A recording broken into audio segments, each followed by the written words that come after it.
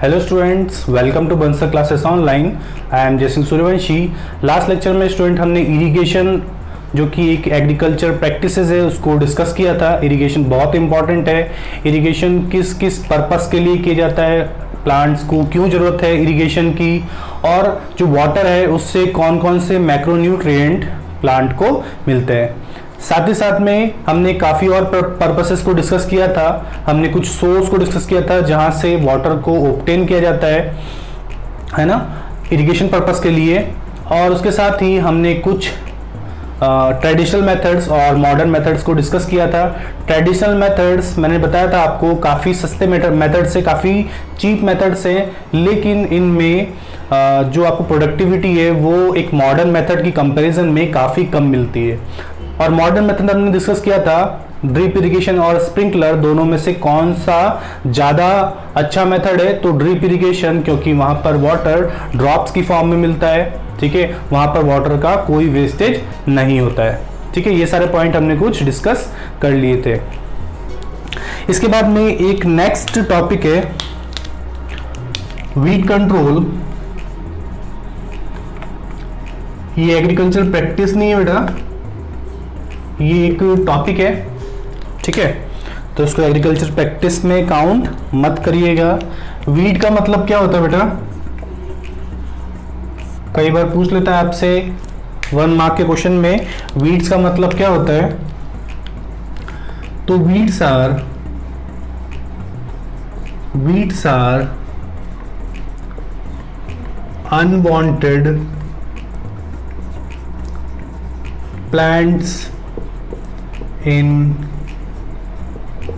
cultivated field, ठीक है। Weeds are unwanted plants in cultivated fields. जो कल्टिवेटेड फील्ड होती है बेटा, उस फील्ड के अंदर कुछ मेन प्लांट के साथ में, कुछ क्रॉप्स के साथ में हमारे कुछ अनवांटेड या अनडिजायरेबल प्लांट्स ग्रो कर जाते हैं, उन्हें बोलते हैं हम weeds. Weeds tend to compete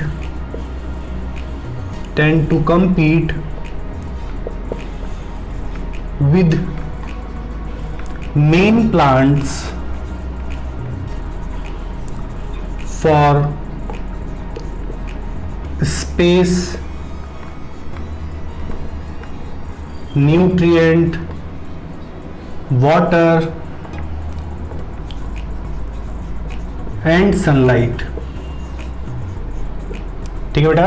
तो वीड्स क्या होते हैं, वीड्स कुछ अनवांटेड प्लांट्स होते हैं जो कि हमारी कल्टीवेटेड फील्ड है, जिसको हमने कल्टीवेशन किया है, वहां पर नेचुरली ग्रो हो जाते हैं, ठीक है। उन अनडिजायरेबल, उन अनवांटेड प्लांट्स को हम बोलते हैं वीड्स।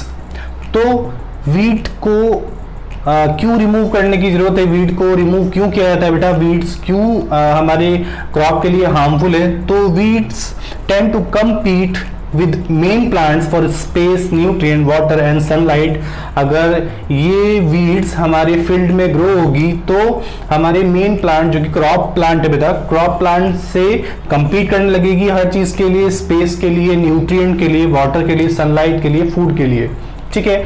हम जितने भी फर्टिलाइजर प्रोवाइड कर रहे हैं उससे जो न्यूट्रिएंट मिलेंगे उसको भी ये ज़्यादा से ज़्यादा अमाउंट में एब्जॉर्ब करने की कोशिश करेंगी, ठीक है। हम जो वाटर प्रोवाइड कर रहे हैं उस वाटर के लिए भी compete करेंगे हमारे मेन क्रॉप से, सनलाइट के लिए भी, स्पेस के लिए भी। तो हमें ज़्यादा प्रोडक्टिविटी नहीं मिल पाएगी। तो हमें इन वीड्स को रिमूव करने की जरूरत है।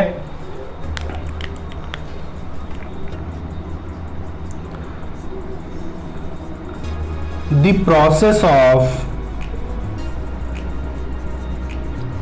removing the weeds is called weeding, ठीक है। The process of removing the weeds is called weeding. तो वीडिंग प्रोसेस क्या होता है, कई बार आपसे पूछ लेता है वीडिंग प्रोसेस का मतलब क्या है। तो एक प्रोसेस जिसके अंदर वीड्स का रिमूवल किया जाता है, उस प्रोसेस को बोलते हैं बेटा हम वीडिंग, ठीक है। वीडिंग प्रोसेस क्या होता है, वीड्स को रिमूव करने का process. Removal of weeds is called weeding. Note down कीजिए।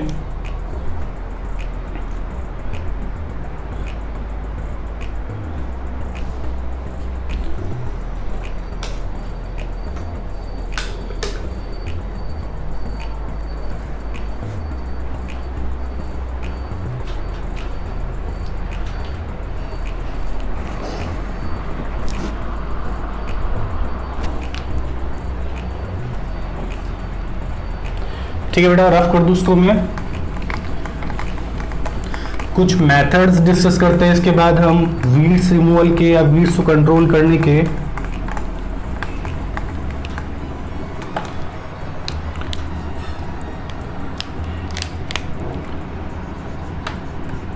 methods of weed control के methods क्या क्या है। फर्स्ट मेथड है मैकेनिकल मेथड। फर्स्ट बेटा मैकेनिकल मेथड। अब मैकेनिकल मेथड्स में या तो हम अपरूटिंग कर सकते हैं वीड्स की, uprooting of weeds by hands, ठीक है, या तो हम वीड्स की अपरूटिंग कर सकते हैं बाय हैंड्स, या फिर बाय यूजिंग ट्रॉवेल। और ट्रॉवेल मतलब क्या होता है बेटा, ट्रॉवेल मतलब होता है खुरपा। या तो अपरूटिंग कर सकते हैं वीड्स की हम मैनुअली या फिर हैंड्स के थ्रू, या फिर हम कुछ टूल यूज कर सकते हैं बाय यूजिंग ट्रॉवेल। ट्रॉवेल का यूज कर सकते हैं बेटा हम, और ट्रॉवेल मतलब होता है खुरपा। तो खुरपे की मदद से हम वीड्स को रिमूव कर सकते हैं। नोट डाउन कीजिए, ये था बेटा मैकेनिकल मेथड। इसके बाद हम केमिकल मेथड डिस्कस करेंगे।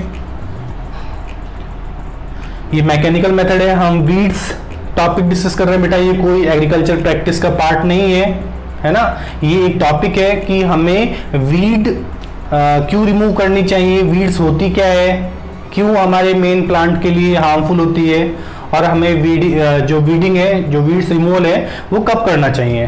तो रफ कर रहा हूँ बेटा इसको मैं। इसके बाद नेक्स्ट मेथड जो है बेटा वो है, नेक्स्ट मेथड है केमिकल मेथड। केमिकल मेथड, ठीक है। तो इसमें भी कुछ पॉइंट लिख लेते हैं। Some chemicals are also used to inhibit the growth of weeds is called weedicides, ठीक है। इन्हें क्या बोलते हैं बेटा, weedicides और herbicides, ठीक है। इन्हें क्या बोलते हैं बेटा हम, वीडिसाइड्स या फिर हर्बिसाइड्स। जैसे अगर हम एग्जांपल डिस्कस करें तो 2,4-D, नाइट्रोफेन और एट्राजिन, ये कुछ एग्जांपल है इस केमिकल मेथड के। कुछ वीडिसाइड्स हैं ये, जैसे 2,4-D, नाइट्रोफेन और एट्राजिन।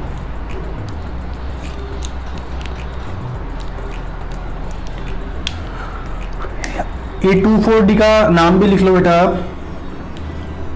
2,4-डाइक्लोरो फिनॉक्सी एसिटिक एसिड, ठीक है। ये 2,4-D जो है, इसका पूरा नाम भी लिख लेना, कई बार आपको ये 2,4-D की जगह ये नाम दे देता है 2,4-डाइक्लोरोफिनॉक्सी एसिटिक एसिड। तो ये एक वीडिसाइड है जो कि वीड्स के रिमूवल के लिए यूज किया जाता है। तो some chemicals are also used to inhibit the growth of weeds is called weedicides or herbicides, ठीक है। नोट डाउन कीजिए, एग्जाम्पल है नीचे, और 2,4-D का फुल फॉर्म है। कई बार पूछ लेता है आपसे 2,4-D की फुल फॉर्म क्या है, तो आपको पता होनी चाहिए। और 2,4-D एक वीडिसाइड है।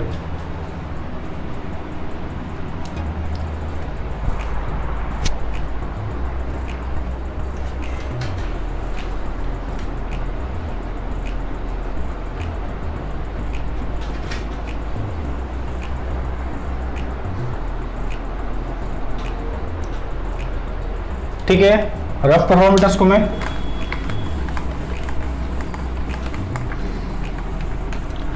इसके बाद में नेक्स्ट मेथड है, नेक्स्ट मेथड है बेटा third cultural method. Next method है कल्चरल मेथड। तो कल्चरल मेथड में क्या यूज किया जाता है बेटा, जैसे टाइमली सोइंग ऑफ सीड्स, जो सीड्स है उनको सही टाइम पे ग्रो करना चाहिए। जैसे इंटरक्रॉपिंग को यूज कर सकते हैं हम। इंटरक्रॉपिंग को यूज करने से काफी सारी वीड्स की ग्रोथ जो है अफेक्ट होती है बेटा। हर प्लांट के साथ में कुछ अलग टाइप की वीड्स ग्रो होती है, तो जरूरी नहीं है आपके सारे प्लांट्स के साथ में वो वीड्स ग्रो होगी। या फिर क्रॉप रोटेशन का यूज करना चाहिए, क्योंकि वीड्स भी बेटा अलग अलग टाइप की होती है, वीड्स की भी अलग न्यूट्रिएंट रिक्वायरमेंट होती है। अगर आप क्रॉप रोटेशन यूज करोगे मेथड तो इससे भी वीड की ग्रोथ अफेक्ट होगी। तो कल्चरल मेथड्स के अंदर कुछ हम इन चीज़ों का यूज कर सकते हैं, जैसे हम सीड्स का जो लगाने का टाइम बेटा, सीड्स को ग्रो करने का जो टाइम है उसको टाइम से करना चाहिए। हमें पता होना चाहिए किस टाइम किस सीड को, किस प्लांट के सीड को ग्रो करना है।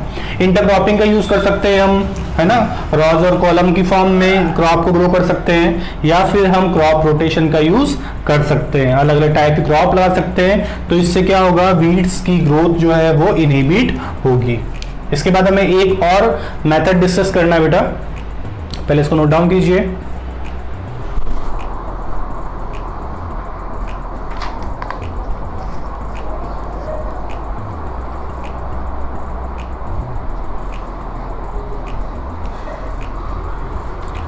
ठीक है, इसके बाद में नेक्स्ट मेथड है बायोलॉजिकल मेथड। नेक्स्ट मेथड है बेटा बायोलॉजिकल मेथड। ठीक है, बायोलॉजिकल मेथड्स में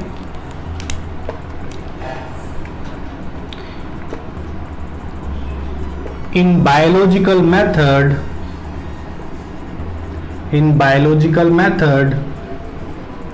some living organisms or insects are used to destroy or inhibit the growth of weed. ठीक है, in biological methods some living organisms or insects are used to destroy or inhibit the growth of weeds. जैसे example हम discuss करें बेटा, जैसे हम example discuss करें तो एग्जाम्पल है जैसे cochineal insect is used to eradication of cactus। ठीक है, और कैक्टस क्या है बेटा, एक कैक्टस एक वीड है जो कि हमारे मेन प्लांट के साथ में ग्रो हो जाता है। और इस कैक्टस का इरेडिकेशन करने के लिए, इस कैक्टस की ग्रोथ को कम करने के लिए हम एक इंसेक्ट का यूज करते हैं। उस इंसेक्ट का नाम बेटा, ये क्या नाम है बेटा, कॉकनियल इंसेक्ट। ठीक है, और ये किसकी ग्रोथ को के लिए यूज किया जाता है बेटा, कैक्टस की ग्रोथ को कम करने के लिए इसका यूज किया जाता है। नोट डाउन कीजिए।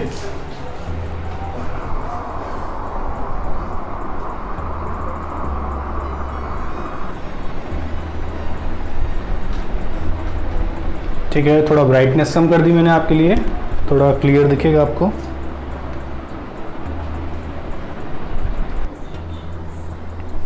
इसके बाद डिस्कस करते हैं बेटा हम एक नेक्स्ट एग्रीकल्चर प्रैक्टिस।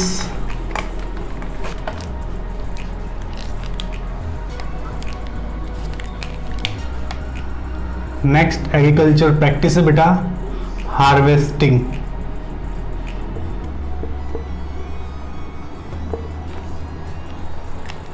तो हार्वेस्टिंग मतलब क्या होता है बेटा?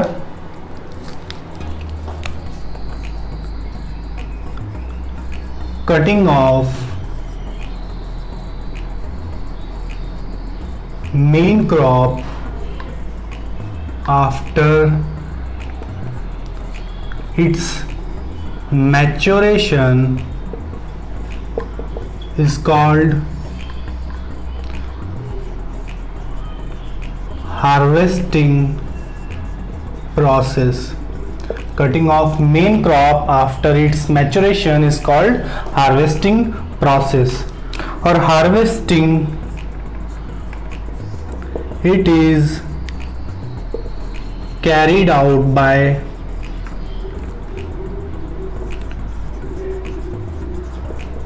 harvester or combine. With the help of combine, it is carried out by harvester or combine. Cutting off main crop after its maturation is called harvesting process. Harvesting process क्या होता है? कई बार पूछ लेता है आपसे हार्वेस्टिंग का मतलब क्या होता है, तो cutting of main crop after it's maturation is called harvesting process. जब आपकी जो क्रॉप है वो पूरी मैच्योर हो चुकी है, पूरी डेवलप हो चुकी है बेटा, उनके अंदर ग्रेन्स डेवलप हो चुके हैं पूरी तरीके से, तो उसके बाद में उसे एक राइट टाइम पे कट करने की जरूरत होती है ना। और एक राइट टाइम पे कट करना बहुत जरूरी होता है, और इसी प्रोसेस को बोलते हैं हम हार्वेस्टिंग। इसके बाद में दो डेफिनेशन और है बेटा, कई बार पूछ लेता है आपसे कि थ्रेशिंग का मतलब क्या होता है।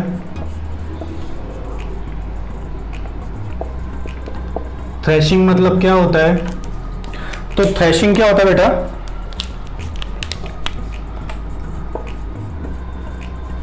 Separation of grain, separation of grain from the stalk of mature plants is called threshing।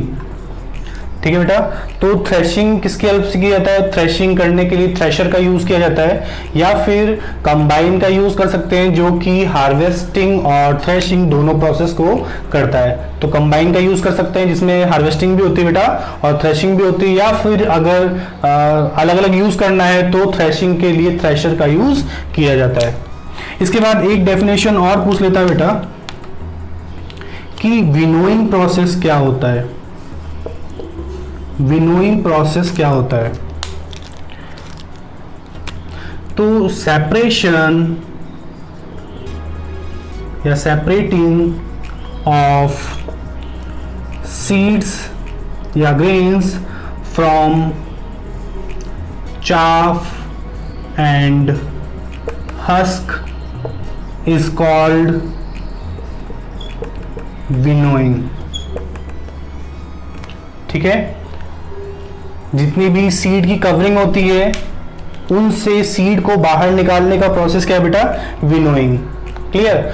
और जब जो प्लांट कटे हुए हैं उनके अंदर से जो हमने मैच्योर प्लांट की कटिंग की उसमें से सीड्स को रिमूव करने का प्रोसेस है थ्रेशिंग। तो थ्रेशिंग और विनोइंग आपको कई बार पूछ लेता है। ठीक है, रफ कर दो बेटा। थ्रेशिंग लिखा हमने, विनोइंग लिखा, ये सब हार्वेस्टिंग के अंदर आता है, तो इसलिए हमने इसे एग्रीकल्चर प्रैक्टिसेस के अंदर भी इंक्लूड नहीं किया था। जब हमने स्टार्टिंग में कुछ एग्रीकल्चर प्रैक्टिसेस के नाम लिखे थे तो हार्वेस्टिंग के अंदर ही ये थ्रेशिंग और विनोइंग प्रोसेस आते हैं।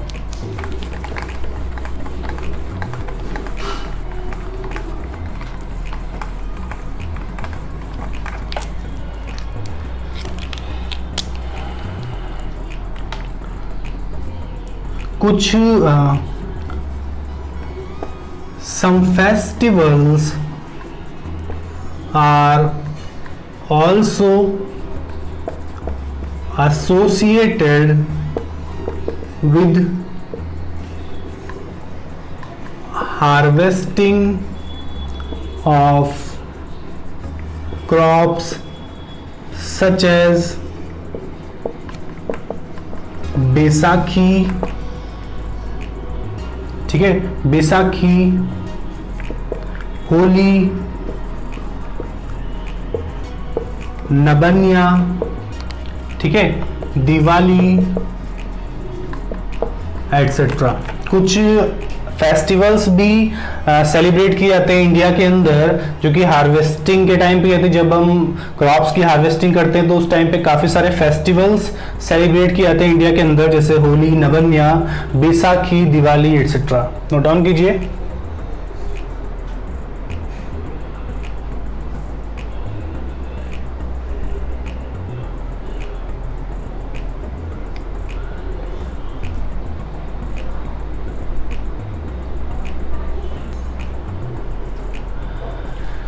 ठीक है, रफ कर दो उसको बेटा। तो हार्वेस्टिंग वाला इतना ही पार्ट था। इसके बाद में एक नेक्स्ट एग्रीकल्चर प्रैक्टिस है स्टोरेज ऑफ ग्रेन। ठीक है, तो बेटा storage of grain is an important part of agricultural practice। ठीक है, जो एग्रीकल्चर प्रैक्टिस है बेटा उसमें ये स्टोरेज ऑफ ग्रेन बहुत ही इम्पॉर्टेंट इसका पार्ट है।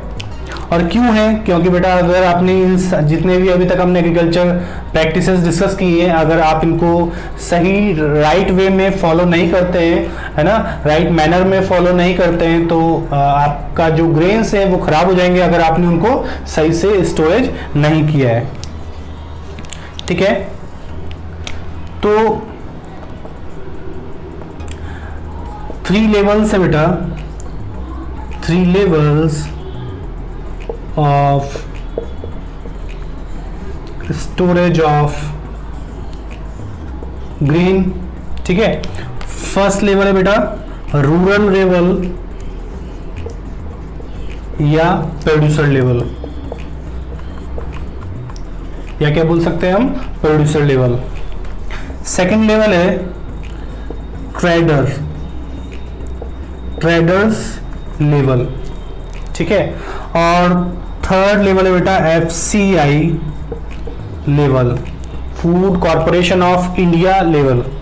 तो 3 तरीके से फूड का जो ग्रेन है बेटा या फूड का स्टोरेज किया जाता है। सीड या फिर जो ग्रेन्स है आपका जितना भी उसका स्टोरेज 3 लेवल में किया जाता है। एक तो रूरल लेवल या फिर प्रोड्यूसर लेवल। एक ट्रेडर लेवल होता है बेटा जो कि डायरेक्टली फार्मर्स से उन ग्रेन्स को लेता है, परचेज करता है। ठीक है, एक होता है बेटा FCI लेवल जो कि ग्रेन्स को स्टोर करने का काम करता है। तो बेटा इन दोनों लेवल में, प्रोड्यूसर लेवल और ट्रेडर लेवल में, इन दोनों लेवल में बेटा रूरल लेवल और ट्रेडर लेवल में सीड की जो स्टोरेज है बेटा वो किस में की जाती है, गनी बैग्स के अंदर। किसमें की जाती है, गनी बैग्स के अंदर। और FCI में स्टोरेज जो की जाती है वो किसके थ्रू की जाती है बेटा, वो की जाती है सिलोस में। ठीक है, रूरल लेवल पे जो फार्मर्स अपने ग्रेन्स को स्टोर करता है वो गनी बैग्स के अंदर करता है, और FCI लेवल पे फूड कॉरपोरेशन ऑफ इंडिया जो है वो क्या करती है बेटा, बड़े बड़े सिलोस होते हैं जिनके अंदर एक सूटेबल एनवायरमेंटल कंडीशंस होती है जिसके थ्रू फूड या फिर जितना भी ग्रेन्स है उसको काफी टाइम तक स्टोर किया जाता है। नोट डाउन कीजिए।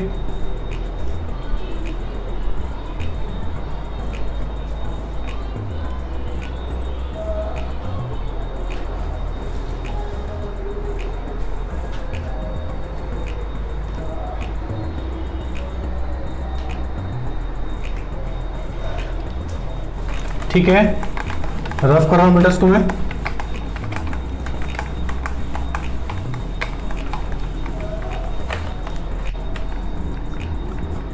factors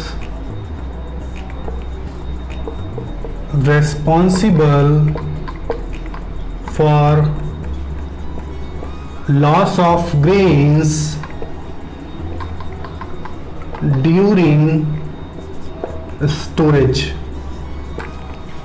ठीक है बेटा, कौन कौन से फैक्टर्स है जो कि अफेक्ट करते हैं आपके क्रॉप्स को जब आप उनको स्टोर करते हैं। तो दो फैक्टर होते हैं बेटा, एक हो सकता है एबायोटिक फैक्टर, ठीक है, और दूसरा हो सकता है बायोटिक फैक्टर। एबायोटिक फैक्टर और बायोटिक फैक्टर दोनों इंक्लूड है जो कि आपके स्टोर ग्रेन्स को लॉस कर सकते हैं बेटा, है ना। कैसे? बायोटिक फैक्टर भी रेस्पॉन्सिबल हो सकता है आपके ग्रेन्स को बेटा नुकसान पहुंचाने में, और साथ ही साथ में बायोटिक फैक्टर्स भी रोल प्ले करते हैं। बायोटिक फैक्टर में क्या क्या हो सकते हैं? जैसे टेम्परेचर हो सकता है बेटा, मॉइस्चर हो सकता है, पीएच बैलेंस हो सकता है ना। ये सब फैक्टर्स इंक्लूड हो सकते हैं। और अगर बायोटिक फैक्टर की बात करें तो बायोटिक मतलब क्या होता है बेटा? जितने भी लिविंग कंपोनेंट्स है, जैसे बर्ड्स हो सकते हैं बेटा, माइट्स हो सकते हैं, रोडेंट्स हो सकते हैं। तो ये सारे भी आपके जो ग्रेन्स है उसको नुकसान पहुंचा सकते हैं, उसके लिए हार्मफुल है। एबायोटिक फैक्टर में कुछ क्लाइमेटिक कंडीशंस हो सकती है, एनवायरमेंटल कंडीशंस हो सकती है, जैसे टेम्परेचर, मॉइस्चर, या फिर जो बायोटिक फैक्टर है उसमें हो सकता है बेटा बर्ड्स, माइट्स, रोडेंट्स एटसेट्रा। तो हमने डिस्कस किया आज की क्लास में कि सबसे पहले आपको वीड्स का पता होना चाहिए, वीड क्या होते हैं, वीड्स को रिमूव करने के मेथड्स क्या क्या हैं। इसके बाद में हमने देखा हार्वेस्टिंग पार्ट क्या है। हार्वेस्टिंग के अंदर हमने देखा कि थ्रेशिंग क्या होता है और विनोइंग क्या होता है।